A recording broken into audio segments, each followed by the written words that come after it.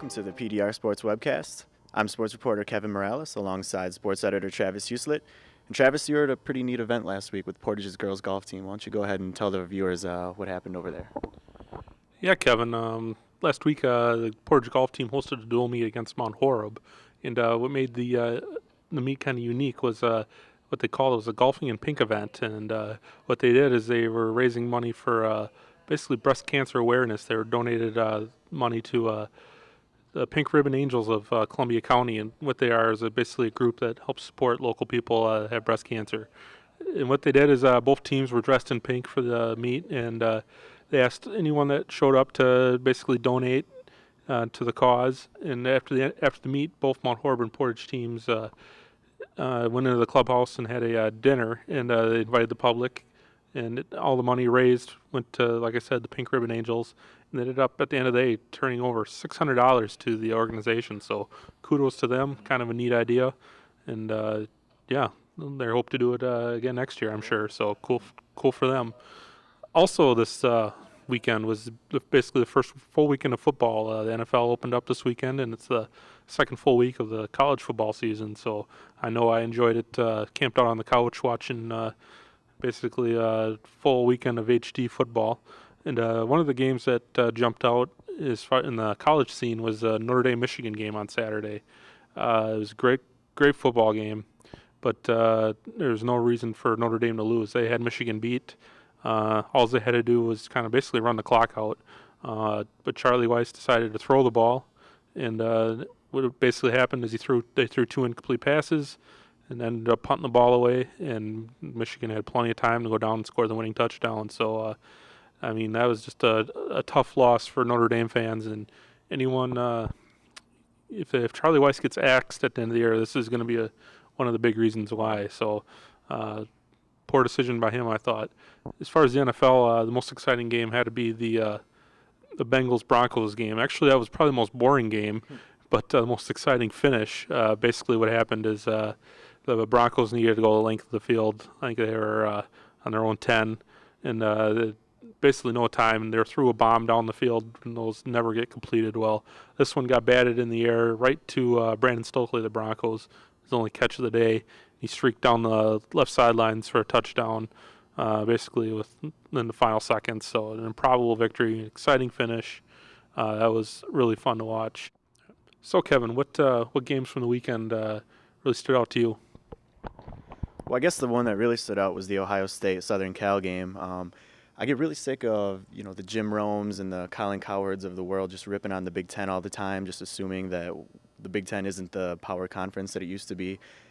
But I'm starting to think maybe they're right. Ohio State had a huge chance this weekend to knock off Southern Cal and not only kind of restore some pride for their program, but also for the Big Ten.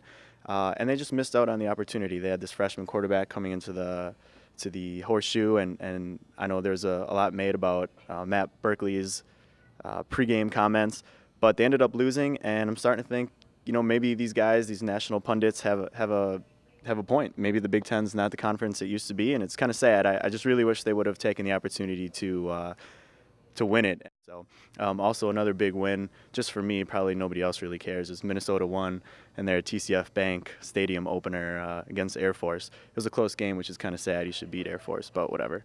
Another game in the Big Ten that was pretty big for local fans was the Badgers and their win over Fresno State. It was an overtime win, and obviously you love to start out 2-0, but still a lot of issues that need to be addressed by the Badgers. In my opinion, the biggest one is the running game, which for so many years has been Wisconsin's bread and butter. John Clay and Zach Brown just did not impress through most of this game, and the offensive line, I know they have a lot of injuries, but they don't control the line of scrimmage the way that you're used to seeing Wisconsin control the line of scrimmage. And thankfully, John Clay came through with that huge 73-yard run, 72 yards at the end of the game there, and gave them the opportunity to get to overtime, and that seemed to energize the whole team. But before that, where's the running game? And I think that's something that the coaches really have to be worried about. I would be if I were on the coaching staff, because that's their identity, and they're going to have to get that back at some point. Another quick stat is I saw halfway through the third quarter, the Badgers, their average third down yardage that they were facing was third and 9.5 yards, and that's not going to get the job done at any point, but especially once you get to the Big Ten season. Travis, what do you think of the Badgers? Well, Kevin, after the game, a lot of people were kind of bashing the Badger D, and maybe rightfully so. They gave up a lot of big plays to the Fresno State offense, especially in the passing attack. And while I was a little disappointed with the way they started on defense, I was happy with the way they improved as the game went on. Aaron Henry, the starting cornerback, probably their best player, one of their best players on defense, was out with the flu, and they tried to put him out there, but right away they realized he wasn't going to be able to help them. So, when you lose a guy like that, and it's tough to stop a team like Fresno that had big, fast receivers, and while they had a lot of big plays early on, I thought in the second half the Badgers did a good job of making some adjustments and basically slowing down the Fresno attack, and that let them get back in the game. Also on this weekend, the Green Bay Packers opened up with a big win on Sunday night over the Chicago Bears. My first impression of the Packers was on defense. It's going to be fun to watch these guys. Guys were flying all over the place, getting in Jay Cutler's face, and it was fun kind of watching the Cutler throw the 4 picks, and the Bears fans don't like that, obviously. But I think a lot of that was the Packers defense kind of forcing some of them throws. On the negative side with the Packers, the offensive line was not good, or at least not in the pass protection. Aaron Rodgers was getting pressured all night. Alan Barber on the right tackle was not getting the job done. So that's something they got to fix because they really don't have a backup quarterback. Well, they got Matt Flynn, but he's not a proven backup quarterback, I should say. So if they want to keep Aaron Rodgers on the field, they got to fix that protection. So it'll be interesting to see what they do down the road. Kevin, what were your impressions of the Packers on Sunday night? Well, I think I might be getting a little too old for these night games. I was all tuckered out and went to sleep just about halftime. I did get to see Brandon Chillar leap over Garrett Wolf and get that sack, so that's some of the exciting plays on defense that you were talking about. And I was awoken to screams and yells and clapping when Greg Jennings caught that touchdown by my neighbors and just about everybody in my apartment building. It got pretty loud there for a second. But I didn't get to see too much of the game.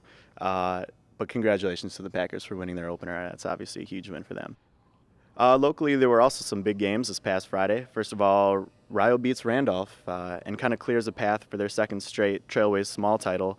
I don't see really anybody else in that conference that could compete with Rio besides Randolph. And I probably would not have picked Rio to win that game, but they did, and kudos to them. And obviously, Dan Strauss has them playing pretty well after that loss to Edgerton, so congratulations to Rio. Cambria-Friesland gets their first win of the year with a 34-3 win over Hustisford.